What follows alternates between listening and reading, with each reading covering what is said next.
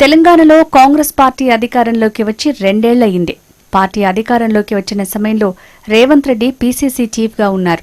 అయితే ఇటు సీఎంగా, పీసీసీ చీఫ్గా రేవంత్ రెడ్డి 2024 సెప్టెంబర్ వరకు నడిపించారు.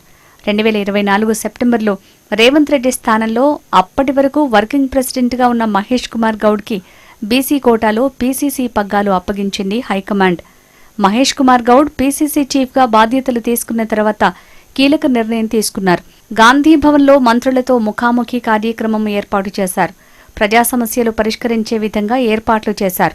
పార్టీ ఆఫీస్ మర్చిపోకుండా క్యాడర్కి నేతలు అందుబాటులో ఉండే విధంగా చర్యలు తీసుకున్నారు. ఇక 2025 సంవత్సరంలోనూ పీసీసీ చీఫ్గా మహేష్ కుమార్ గౌడ్ పలు కీలక నిర్ణయాలు తీసుకున్నారు. 42% బీసీ రిజర్వేషన్ల అమలును పీసీసీ చాలా ప్రతిష్టాత్మకంగా తీసుకుంది. ప్రభుత్వం సమగ్ర కులగణన చేసి బీసీల సంఖ్యను తేల్చింది. ఈ సర్వేపై సొంత పార్టీ ఎమ్మెల్సీ తీన్మార్ మల్లన్న విమర్శలు చేసి ఆ రిపోర్టు పేపర్ని కాల్చేశాడు.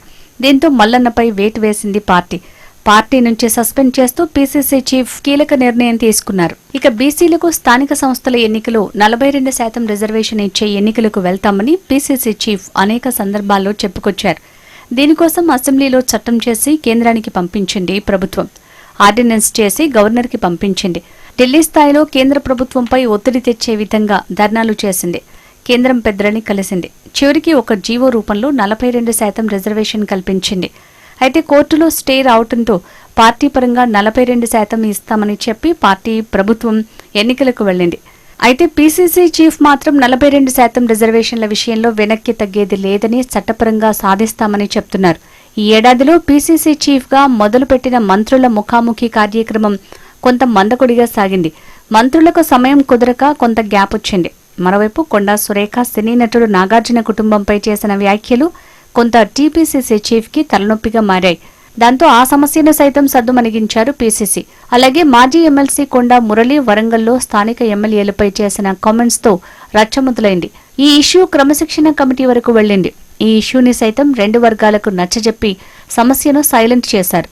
కొండా సురేఖ కూతురు సీఎంపై చేసిన కామెంట్స్, మంత్రి పొంగులేటిపై కొండా మురళి సురేఖ కంప్లైంట్స్ వివాదంలో పీసీసీ చీఫ్ చొరవ తీసుకుని ఇన్ఛార్జితో మీటింగ్ ఏర్పాటు చేసి ఇష్యూ క్లోజ్ చేశారు. అలాగే మంత్రి పొన్నం ప్రభాకర్, మంత్రి అడ్లూరిపై చేసిన కామెంట్స్ పెద్ద దుమారాన్ని రేపాయి. అయితే పీసీసీ చీఫ్ స్వయంగా ఇద్దరిని ఇంటికి పిలిపించి మాట్లాడి ఇద్దరి మధ్య ఉన్న విభేదానికి ఫుల్ స్టాప్ పెట్టారు. ఇలాంటి జటిలమైన సమస్యలను పీసీసీ చీఫ్ బాగానే హ్యాండిల్ చేశారు.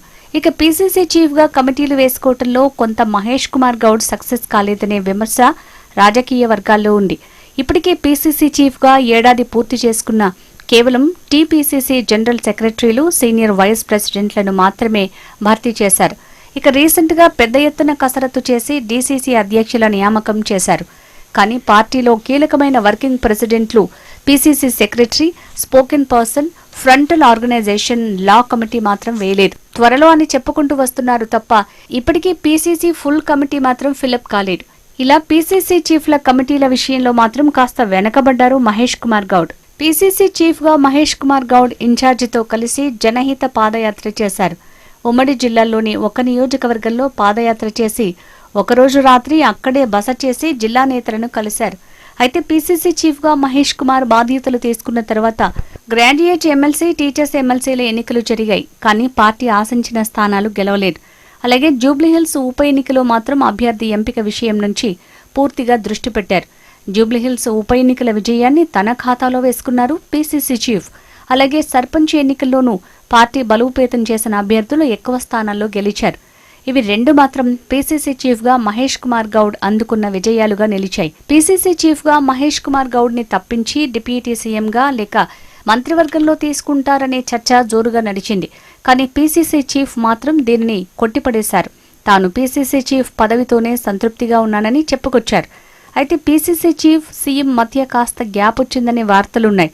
కొన్ని నిర్ణయాల్లో ఇద్దరి మధ్య గ్యాప్ వచ్చిందని పార్టీ వర్గాల్లో జోరుగా చర్చ నడిచింది. అయితే 2025 ఏడాదిలో పీసీసీ చీఫ్గా మంత్రుల మధ్య సమన్వయం చేయటం, పీసీసీ కమిటీలో general secretary, vice president, DCC అధ్యక్షుల నియామకం వేసుకోవటం, జూబ్లీహిల్స్ ఉప ఎన్నికలో గెలుపు, సర్పంచ్ స్థానాలు మెజారిటీగా సాధించడం, జనహిత పేరుతో ఒక రౌండ్ పాదయాత్ర చేయటం లాంటివి చేశారు. మొత్తానికి కొన్ని విజయాలున్నాయి, కొన్ని పోరాటాలున్నాయి, కొన్ని విమర్శలున్నాయి, ఆరోపణలు ఉన్నాయి. మరి రానున్న ఏడాదిలోనైనా ఫుల్ కమిటీలు, పార్టీ బలోపేతం, నేతల మధ్య గ్యాప్ లేకుండా చూడటం, పార్టీ ప్రభుత్వం మధ్య గ్యాప్ లేకుండా పార్టీని ముందుకు నడపటం, 42% బీసీ రిజర్వేషన్ అమలు చేసేందుకు కృషి చేస్తారో లేదో చూడాలి.